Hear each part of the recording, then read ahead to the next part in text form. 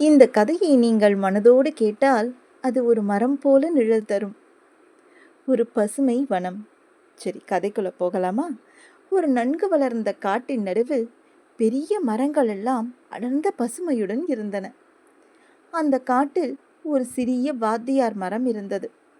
குட்டிதான், ஆனா ஒவ்வொரு நாளும் அது சொல்லும் கதைகளுக்கே எல்லா பறவைகளும் கூடி வந்துவிடும்.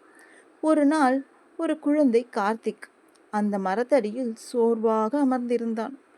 என் வாழ்க்கை ஏன் எல்லாம் சிக்கலா இருக்கு தெரியலையே தாத்தா. மரம் மெதுவாக காற்றுடன் பதிலளிக்கிறது. அட கண்ணா, நானும் இந்த மரமாக இந்த உயரத்துக்கு வர ஒரு விதையா தான் இருந்தேன். யாரும் என்னை நோக்கி பார்க்கவே இல்லை.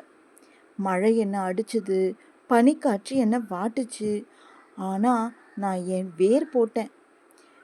தினமும் பூமியை கட்டி பிடிச்சுக்கிட்டேன். அந்த தாங்கிய தினங்களே தான் இந்த நாள் வனமானது. கார்த்திக்கு வியப்பு. அதாவது நான் இப்போ விதை மாதிரியா? ஆம், நீ ஒரு விதை. ஆனால் ஒவ்வொரு நாளும் நீ உன் கனவை தழுவினா நாளைய நாளில் நீயும் ஒரு நிழல் கொடுக்கும் மரம்.